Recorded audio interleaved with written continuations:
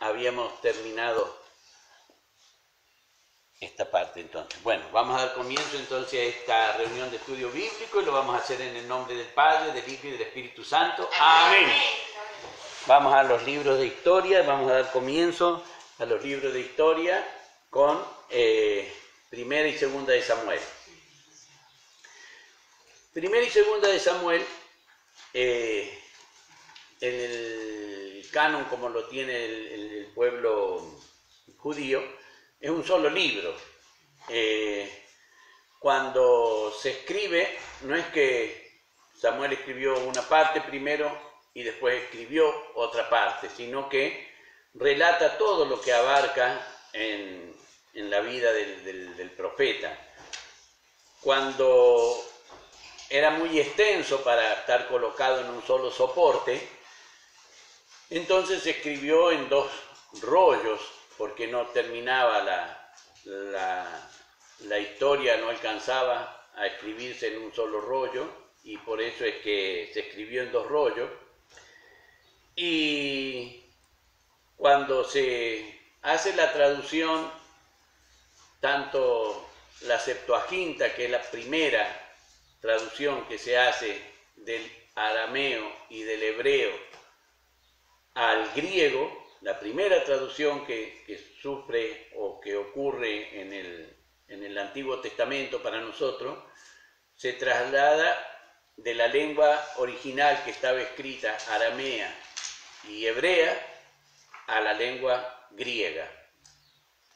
Eso resulta porque querían saber uno de los reyes Ptolomaico lo que era referente al pueblo de Israel y cuáles eran las costumbres y cuáles eran los dioses del pueblo de Israel.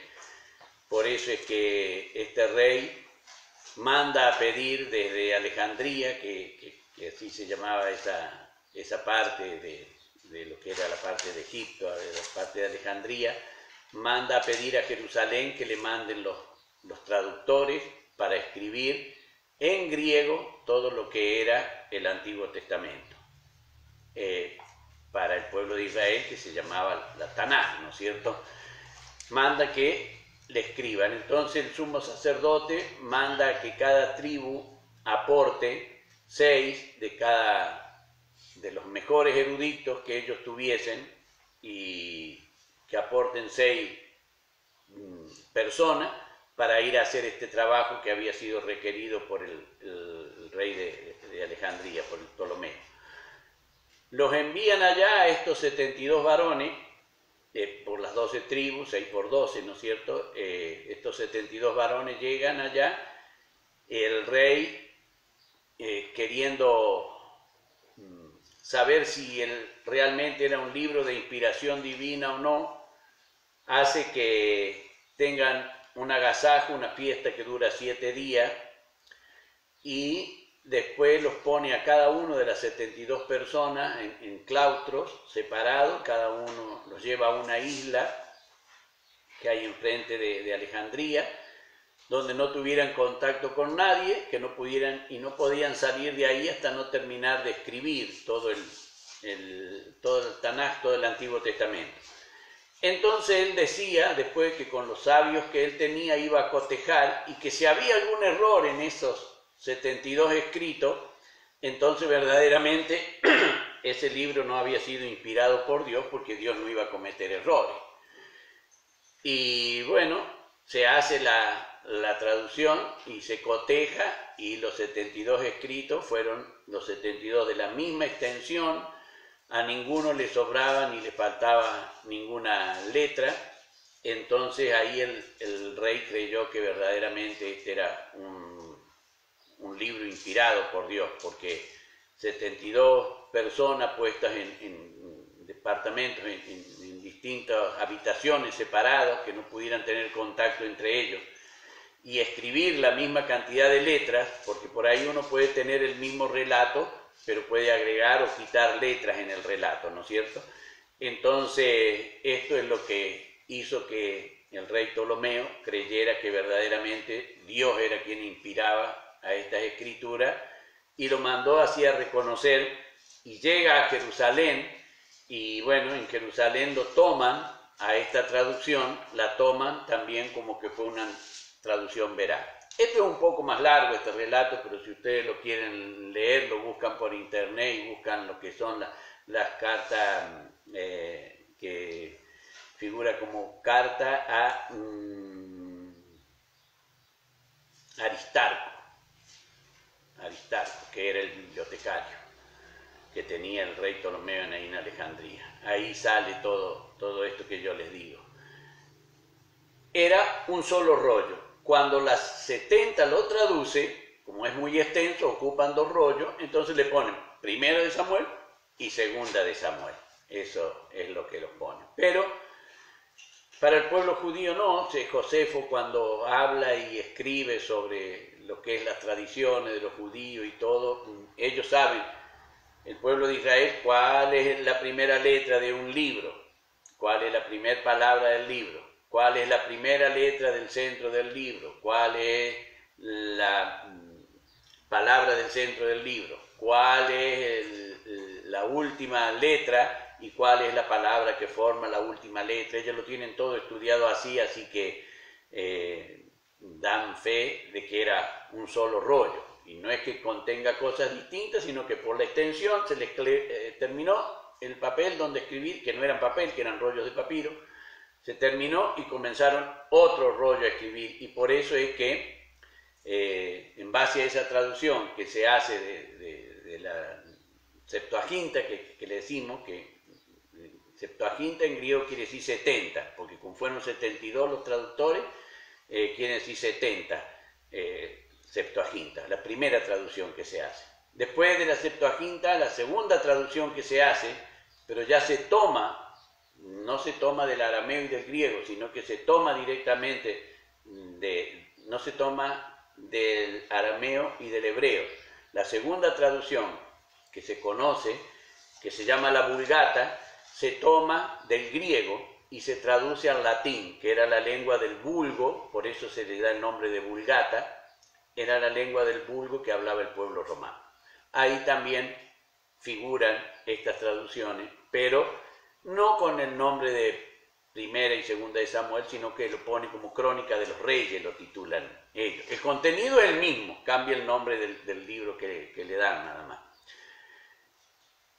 Entonces, nosotros lo vamos a estudiar y vamos a decir primera y segunda de Samuel como las tenemos en la Biblia. Pero es bueno que sepamos que no es que hubo como Jeremías, por ejemplo, ¿no es cierto? Jeremías tiene 2 libros escritos, las profecías de Jeremías y las lamentaciones de Jeremías, ¿no es cierto? Eso se le atribuyen a Jeremías, las lamentaciones las escribe Jeremías también, tocando temas distintos en 2 libros distintos. En este caso, todo lo que va a relatar Samuel es todo lo que acontece desde el fin del período de los jueces.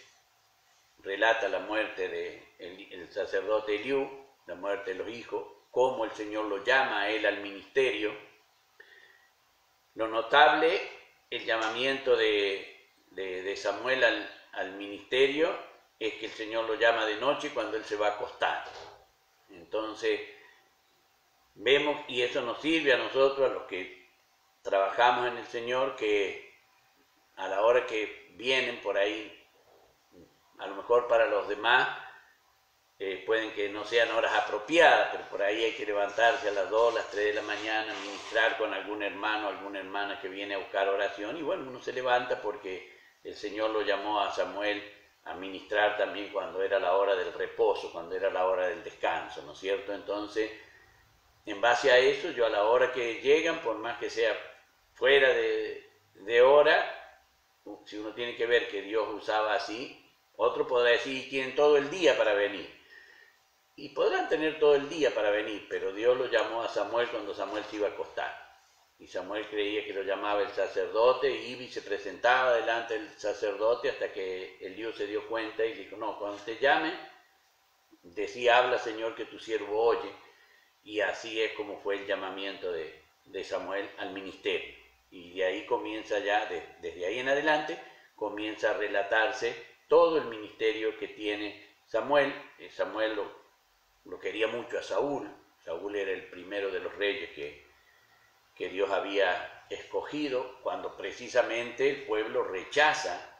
No es que lo rechazó a Samuel como profeta o como juez, sino que quería, como todo estaba de moda, que todos los otros pueblos tenían reyes y ellos no tenían reyes y ya eran un pueblo, ya eran reconocidos y ellos también querían tener reyes, como si Dios no supiera si lo mejor era tener un rey o no, como que ellos tenían que decirle a Dios qué es lo que era mejor para ellos. Entonces, Dios, que conoce las intenciones del corazón, cuando Samuel se decae por esto de que piden un rey y lo van a dejar de lado a él, que sirvió desde que la madre lo llevó al templo, desde que dejó de tomar la teta, la madre lo llevó al templo.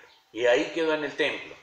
Y ahora la gente le dice que ya no lo precisa más, que ya no lo quiere más a él, que ahora quieren tener un rey.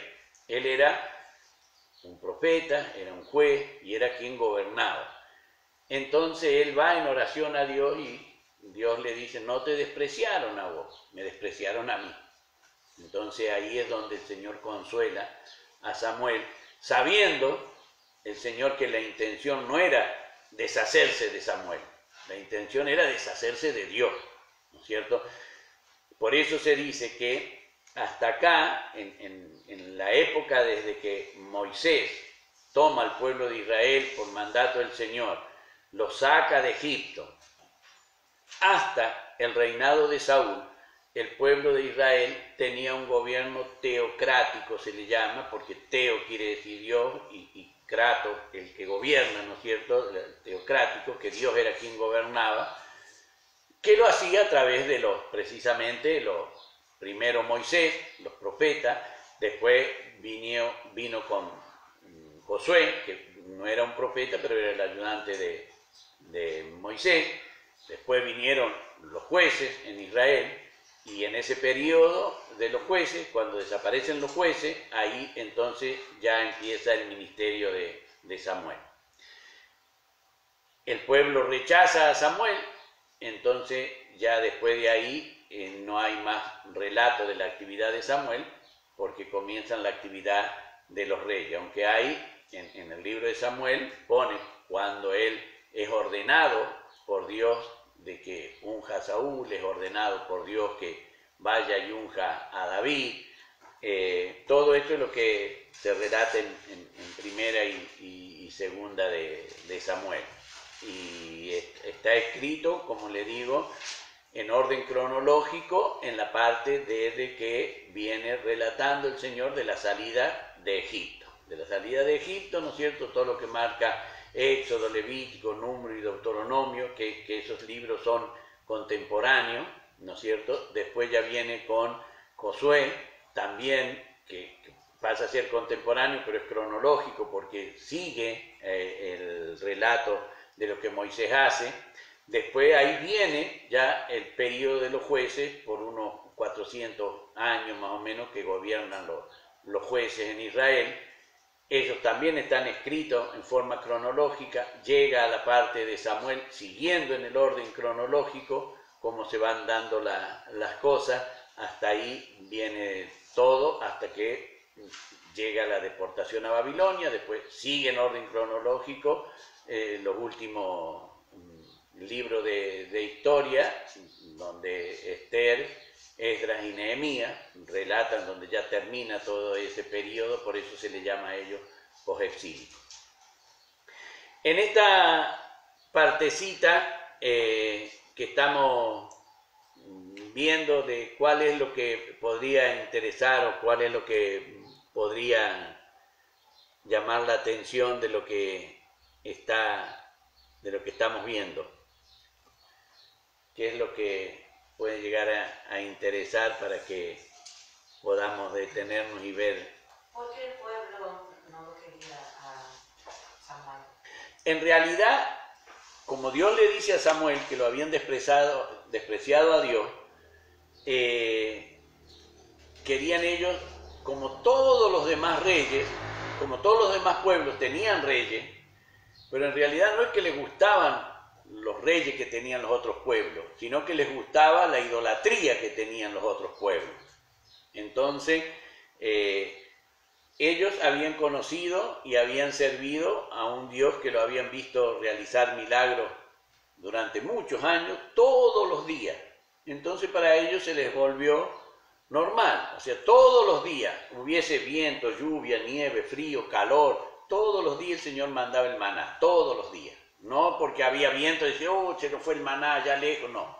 Todos los días el maná caía en el campamento, no el día sábado, que el Señor le había dicho que el sábado, que el viernes recogieran doble porción, pero todos los días.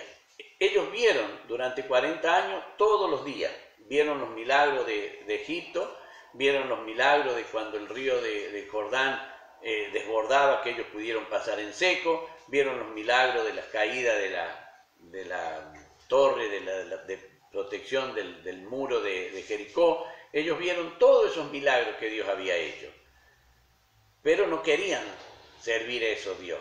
Ellos más vale querían servir a los ídolos. Entonces ahí es donde Dios le dice, no te despreciaron a vos, me despreciaron a mí. Dios sabía que el corazón de ellos quería despreciar a Dios, ¿no es cierto? Por eso es que muchas veces por ahí nosotros decimos una excusa, pero el Señor sabe a lo que decimos, ¿no es cierto? El Señor sabe qué es lo que nosotros pretendemos, por más que nuestra boca manifieste otra cosa. O sea, al Señor no lo podemos engañar. Y eso fue lo que pasó. No querían servir a Dios, no querían servir a Dios. Ellos veían la exigencia del servicio de Dios, medio se confunde en el pueblo de Israel, porque se da que ellos tenían tanto, todo lo que eran las leyes o las normas que nosotros le podemos llamar civiles, que no tenían nada que ver con la adoración a Dios, la tenían junta con la adoración a Dios. Era junta, no era que por un lado estaba lo civil y por otro lado estaba lo religioso, estaba todo junto. O sea que si uno faltaba a lo civil, le faltaba a lo religioso también, ¿no es cierto? O sea que cuando el pueblo cometía una falta que no debía hacer, ya fuera civil, por ejemplo, un esclavo que se escapaba, el pueblo decía que no tenía que devolverlo. Dios le decía que no lo devuelva, ¿no es cierto? Si aquel que lo capturaba y lo llevaba y el dueño lo favorecía con algo, entonces lo llevaba. Fallaba una ley civil, ¿no es cierto? Esa era una ley civil. Pero para Dios era un pecado. Eso. Hoy no es un pecado, una ley civil, ¿no es cierto? Que uno cometa una infracción a las normas que nosotros tenemos, no se convierte en un pecado delante de Dios, ¿no es cierto? Dios manda que nosotros debemos obedecer, pero antes en el pueblo de Israel era así, una norma que se violaba de todas las que Dios había escrito. Por eso es que el pueblo de Israel tiene 613 mandamientos. Ellos tienen 613 mandamientos para cumplir. Esos 613 abarcan tanto lo civil como lo religioso. Todo. O sea que dice, si va a invadir un país y hay un árbol que da fruto, no lo corten. Al árbol que da fruto, no lo corten, por más que necesiten, ese árbol no lo van a cortar. Cualquiera de todos los otros árboles, sí.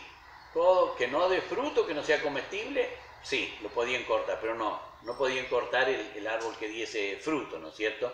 Entonces, esa ley no tenía que ver con la adoración. Era como decir, bueno, no rompa o prohibido fijar carteles, que ponga acá una ley. Pero estaba toda junta. Y eso es lo que le molestaba al pueblo de Israel, tener todo así, se hacía muy estricto. Entonces, si ellos tenían un rey, ya iban a obedecer.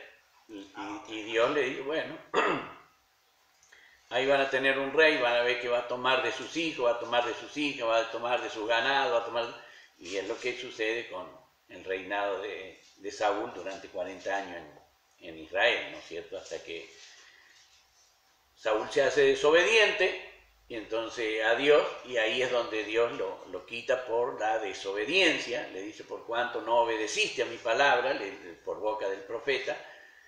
Entonces ahí dice, Dios ha quitado tu reino y lo ha traspasado y se lo ha dado a David. Y ahí es donde sucede esto. Entonces...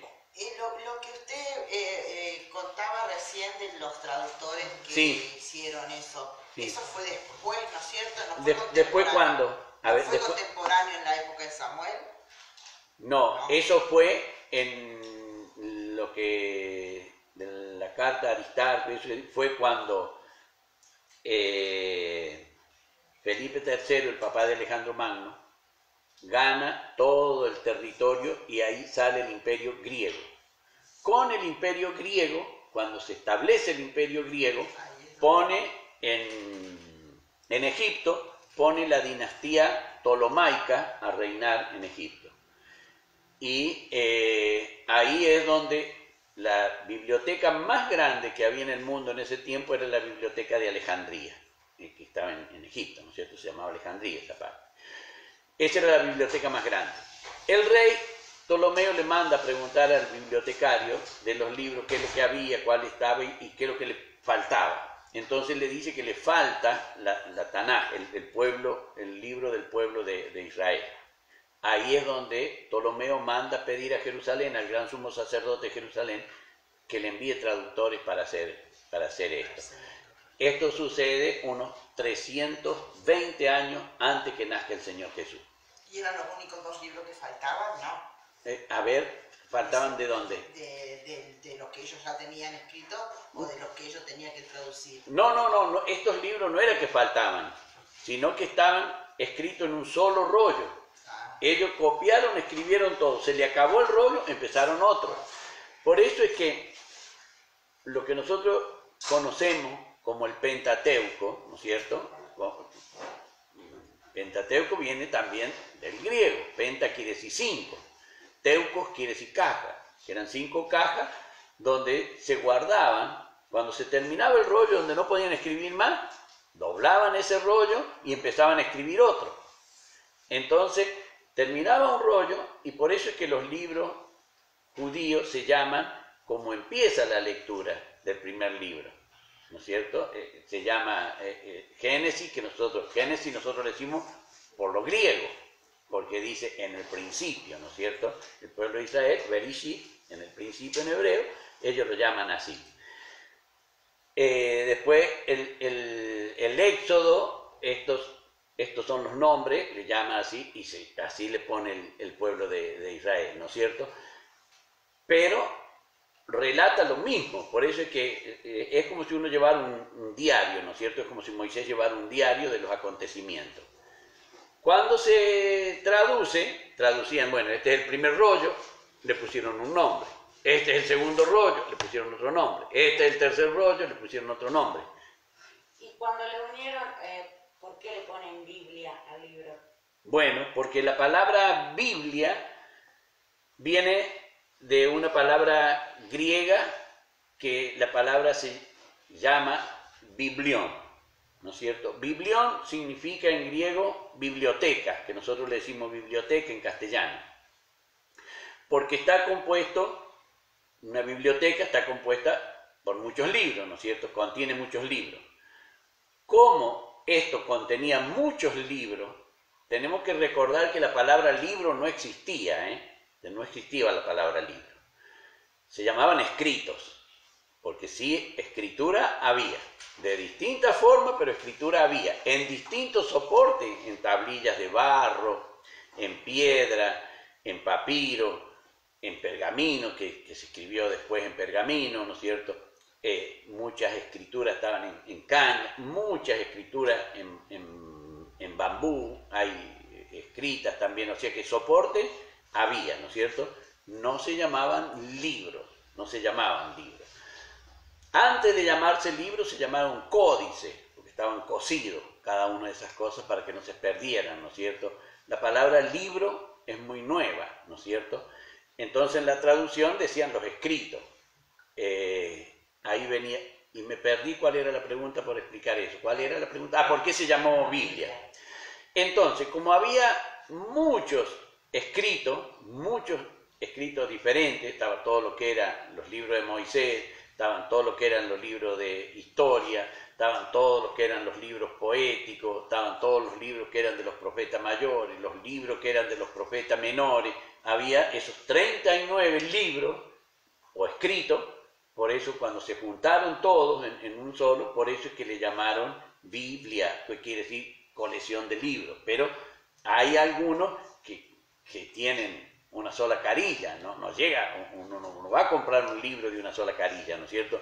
Pero como enuncia y tiene su principio y su final, por eso es que se le llamó Biblia, y se le llamó Biblia por eso, ¿no es cierto? Eso ya se le llamó Biblia en lo que es el idioma griego, y tenemos que ver que el idioma griego empezó a usarse así en forma global 330 años, 320 años antes que el Señor Jesús naciese.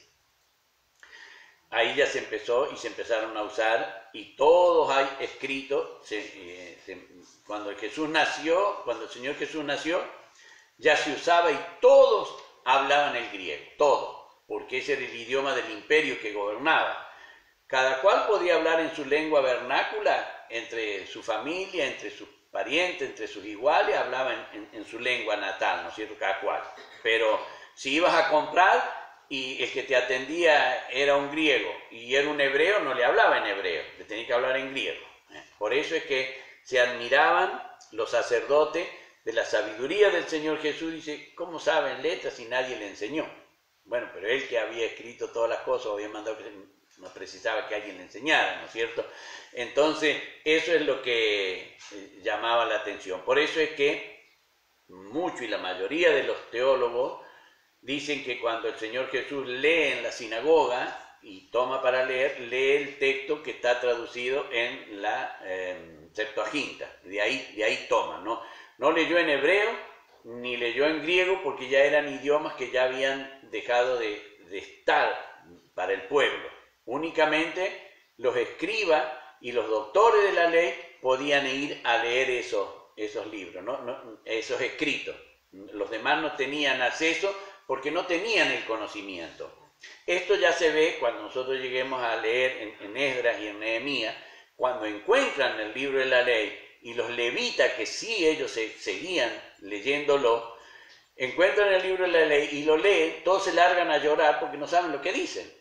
Son todos judíos que volvieron del cautiverio de Babilonia y leen y todos lloran porque no entienden lo que dice. Entonces los levitas le dicen, bueno, no lloren, porque esto es lo que dice. Y ahí le traducen los levitas a hebreos lo que decía, lo que ellos no sabían. Por eso es que por allí muchos y ponen en propaganda y dicen, bueno, estudie el hebreo bíblico.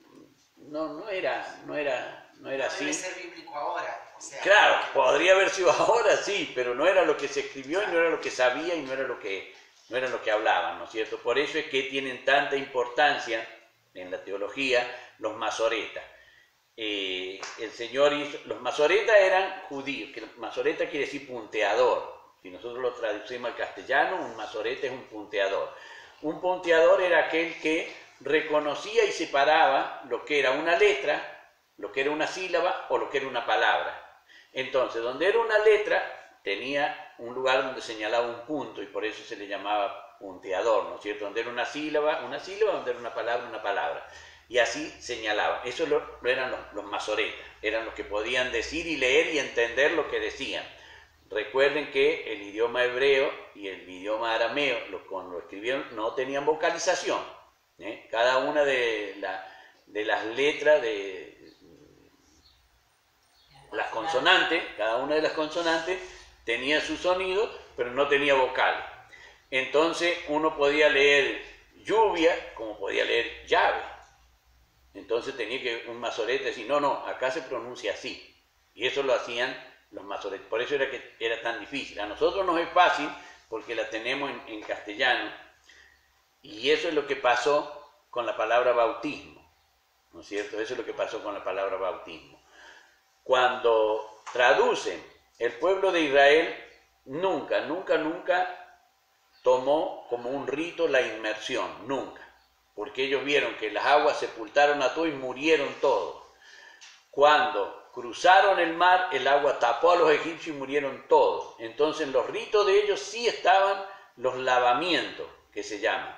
Pero si uno busca en una Biblia interlineal, la parte como lo traía anoche en el estudio bíblico, Mateo capítulo 7, versículos 4, 5, donde habla del lavamiento, si uno pone una Biblia interlineal, la lee, no dice lavan, sino que dicen bautizan.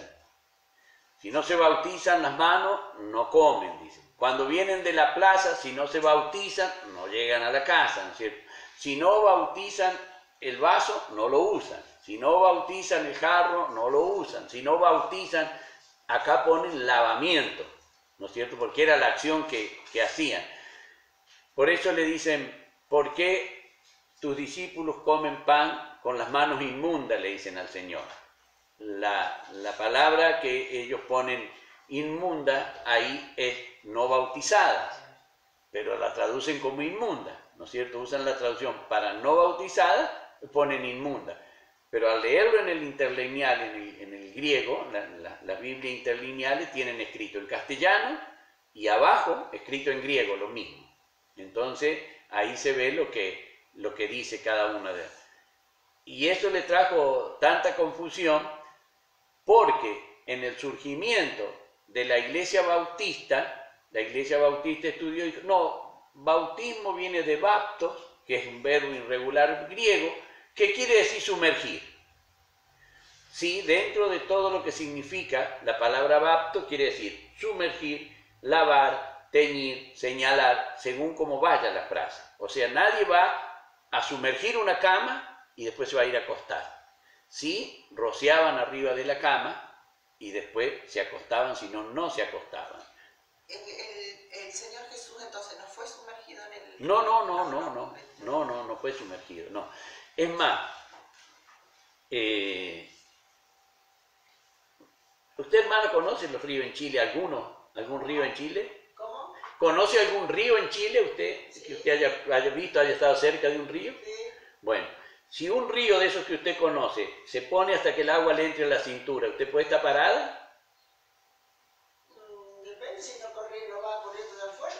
Claro, no, en el río corre fuerte, no se puede estar parada, ¿no es cierto? No se puede. Ya cuando el agua cruza arriba de la pantorrilla, uno ya no puede hacer equilibrio en un río, ya no puede hacer equilibrio. Todo lo que se ve en las películas y todo eso, ustedes ven que el agua está mansa, no corre, ¿no es cierto? Bueno, porque es una escena que hacen en eso. Aquellos que están en pos que dicen que el Señor fue sumergido. No fue sumergido, ¿no es cierto? Y ustedes, y también la otra cita que traen es la que Eliseo le dice a Naamán, ve y lávate en el Jordán, ¿no es cierto? Y dice, Naamán se zambulló 7 veces, ¿no es cierto? El mandamiento era que se lavase, ¿no es cierto? Después traducen que eso fue zambullida, ¿no es cierto? Pero eso no tiene nada que ver con lo que dice el bautismo, porque el pueblo de Israel nunca se sumergió para nada y para nadie. Y todos los bautismos que el pueblo de Israel tenía eran todos por rociamiento, todo se rociaba. Se lavaban, sí, las manos cuando si uno está trabajando con barro y después se va a sentar a comer, se va a lavar las manos, ¿no es cierto? Para quitarse la suciedad. Pero no se va a lavar las manos uno para que las manos sean puras, que era la diferencia entre el lavamiento que hacían, eso que dice el Señor Jesús ahí en Marcos 7, ellos hacían ese lavamiento para estar puros. Venían de la plaza y decían, no, a lo mejor me puse inmundo porque alguien me tocó, entonces me voy a bautizar la ropa para que no sea inmundo. Voy a bautizar el vaso porque no sé quién lo habrá tocado y lo voy a tocar yo para beber, y para no beber nada que sea inmundo voy a bautizar primero el vaso, ¿no es cierto? Todos esos lavamientos eran todo bautismo, que es la palabra bautismo que traduce el castellano lavamiento. Por eso es que esto lo hace, la confusión la crea la iglesia bautista.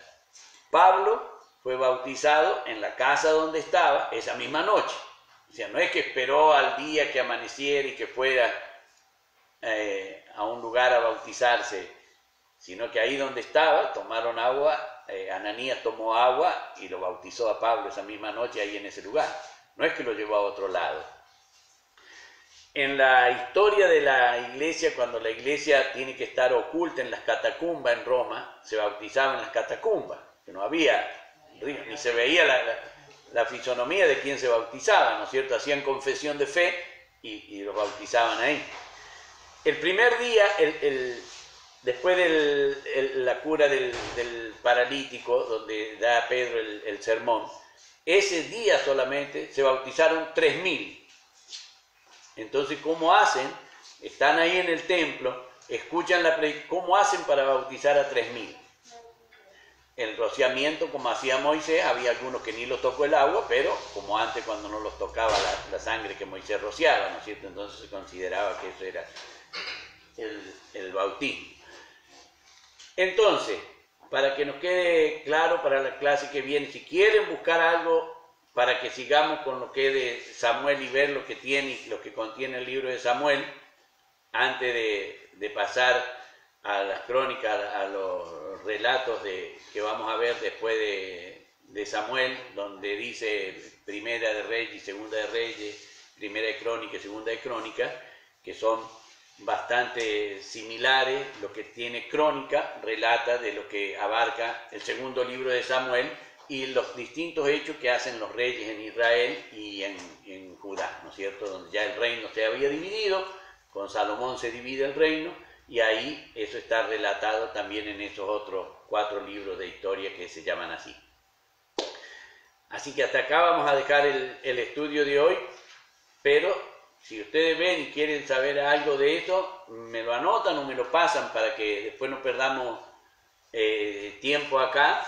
Me lo pasan escrito ahí así yo ya lo traigo preparadito en el Facebook de la iglesia, me lo ponen ahí o me lo escriben ahí para que podamos buscarlo y ir ya teniéndolo preparadito. Entonces acá se va a hacer más ameno y no me voy a demorar yo buscándolo para preparárselo acá. Con todo ese tiempo, total tenemos 7 días de antelación para hacerlo.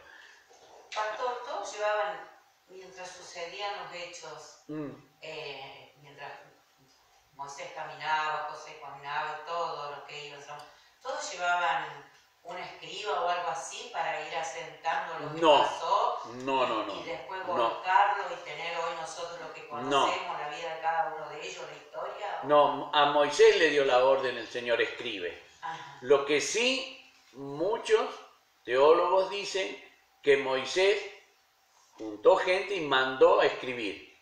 Entonces, cuando Moisés le decía, bueno, Dios dice, ahí es donde ellos escribían algunos Elohim, ¿no es cierto? Que era como lo conocían. Otros escribían Jehová. Otros escribían El Shaddai. Entonces, cada cual siempre hacía referencia al mismo, pero cada cual lo escribía. Yo, por ejemplo, oro y digo, Señor, bendice a Víctor, o a lo mejor orar y Señor, bendice al flaco. Claro. Nos referimos al mismo con distintas palabras. Bueno, eso es lo que sucedía en los escritos. Moisés era quien mandaba escribir, por eso es que hay distintos. En los primeros capítulos del Génesis, hasta el capítulo 15, hay como 7 nombres distintos que se usan para referirse a Dios, ¿no es cierto? Claro. Elohim, el primero. Que uno lee, dice, en el principio creó Elohim los cielos y la tierra. Elohim es la palabra plural de Él, ¿no es cierto? Él es singular y Elohim, o Elohim, Él es el singular y Elohim es el plural, que quiere decir dioses.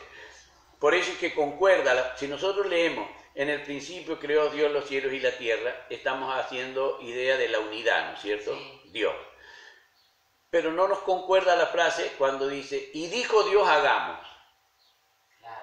No nos concuerda la frase, ¿no es cierto? Gramaticalmente nosotros no nos concuerda, y dijo Dios hagamos. ¿A quién le dijo si estaba solo? Pero si nosotros entendemos Elohim, como está escrito, dioses, en el principio dijo Dios hagamos. Por eso es que Juan cuando relata, lo relata en esa trilogía al Señor, ¿no es cierto? Dice, en el principio era el verbo, el verbo era con Dios y el verbo era Dios. Está 3 en el principio. Entonces sí entendemos ahí lo que dice en Génesis 1, ¿no es cierto? Pero por eso es que Elohim significa dioses. Ellos no sabían cómo llamarlo. Por eso es que cuando va a aparecer en Éxodo el nombre del Señor, Dios le dice a Moisés: yo a vuestros padres, diciendo a Abraham, a Isaac, a Jacob, me di a conocer como el Dios Todopoderoso, pero ahora les doy mi nombre, que es Jehová. Ahí es donde aparece por primera vez escrito el tetragramón, que cuando se traduce, nosotros le ponemos, o quienes hacen la Biblia, la Santa Biblia, le ponen la letra E y la letra A.